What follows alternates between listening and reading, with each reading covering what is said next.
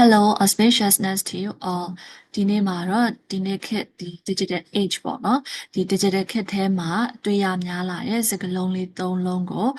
sharing လုပ်ပေးသွားမှာဖြစ်ပါတယ်ရှင့် so သူကဘယ်နေရာမှာအတွေ့များလဲဆိုလို့ရှိရင်ဒီကျွန်တော် online learning ပေါ့နော်ဒီနေ့ပဲမှာတွေ့ရများတဲ့စကားလုံးလေး၃ခုပါပထမဆုံးတစ်ခုက synchronous so I'll spell it စာလုံးပေါင်းပြမယ်ပေါ့နော် S Y N C H R O N O U S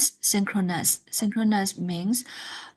တကယ်လို့ကျွန်တော်ဒီ online learning မှာ synchronous လို့ပြောလိုက်တယ်ဆိုလို့ရှိရင်it means that the teachers and students are online at the same time ဆိုသင်ကြားပေးတဲ့သူကိုသင်ယူကြတဲ့သူရောကတပြိုင်တည်းတစ်ချိန်တည်းမှာ online ကနေပြီးတော့သင်ယူကြတာပေါ့နော် so for example like ကျွန်တော် Zoom section နဲ့တက်တာတို့ Google Classroom တို့เนาะဒါတွေသုံးပြီးတော့ live section မှာတွားပြီးတော့ join တာမျိုးကြတော့ကျွန်တော်တို့က synchronous section ဆိုပြီးတော့သုံးပါတယ် okay so synchronous မဟုတ်ဘဲနဲ့အဲ့ဒီစကားလုံးလေးရဲ့ရှေ့မှာ a လေးထည့်လိုက်တယ်ပေါ့เนาะA S Y N C H R O N O U S asynchronous section ဆိုတာမျိုးကြတော့တော့ပြောင်းပြန်ဖြစ်သွားပြီပေါ့နော် the teachers and the students don't have to be online at the same time တပြိုင်တည်းမှာတစ်ချိန်တည်းမှာရှိနေဖို့မလိုဘူးဆိုတော့ကျမတို့ဒီတင်ယူရတဲ့သင်ခန်းစာတွေက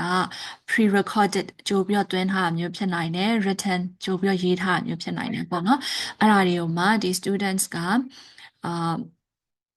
when it is convenient for them သူတို့အတွက်အဆင်ပြေတဲ့အချိန်မှာသွားပြီးလေ့လာလိုက်တာမျိုးမှာခါလေးဆိုရင်ကျွန်တော်ဒီ online learning platform တွေမှာ video တွေကြည့်ရယ်ကိုအဆင်ပြေတဲ့အချိန်ပေါ့နော်စာရေးဖတ်တယ်ပြီးရင် quiz လေးတွေဖြေတယ်ဒီလိုမျိုးပေါ့နော်ဒီဟာကိုကကြတော့ကျမတို့က asynchronous လို့ခေါ်ပါတယ် okay so last but not least နောက်ဆုံးတစ်လုံးကပါလဲဆိုတော့သူကonline learning ဆိုတာ event ပေါ့နော်ဒီအခမ်းအနားတွေမှာတွေ့ရတာများလာတဲ့စကားလုံးလေးက hybrid HYBRID hybrid so ဒီ event က this is a hybrid event ဆိုပြီးရေးတာတွေများလာတယ် okay အဲ့ဒါဘာဆိုလိုတာလဲဆိုလို့ရှိရင်hybrid event လို့ပြောလိုက်ပြီးဆိုလို့ရှိရင် the event happens both in person and online at the same time တစ်ချိန်တည်းမှာပဲ in person ရောလူကိုယ်တိုင်တက်တဲ့ဟာတွေကိုပြီးလို့ရှိရင် online ကတစ်ပြိုင်တည်းလုပ်တဲ့ဟာပေါ့နော် so some people may attend the event physically တချို့ကအဲ့မှာတကယ်သွားပြီးတော့တက်နေရရှိရယ်လူကိုယ်တိုင်အဲ့နေရမှာပေါ့နော်ဒါမဲ့တစ်ပြိုင်တည်းမှာပဲအဲ့ဟာကိုကျွန်တော် Zoom တော့၎င်းဒီလို live လွှင့်ထားရပေါ့နော် streaming လုပ်ထားရဆိုတော့ဒီ online ကနေအဲ့ section ကိုလှမ်းပြီးတော့ join ရတဲ့ဟာမျိုးလည်းရှိတယ်ဆိုတော့ online ကော offline ကောနှစ်ခုလုံးတစ်ပြိုင်တည်းလုပ်တဲ့ဟာကိုကျွန်တော်တို့က hybrid လို့ခေါ်ရပေါ့နော်အနည်းပြန်ချုပ်ပေးရမယ်ဆိုလို့ရှိရင်ဒီနေ့မှာ sharing လုပ်ပေးခဲ့တဲ့စကားလုံးလေးတွေက synchronous asynchronous and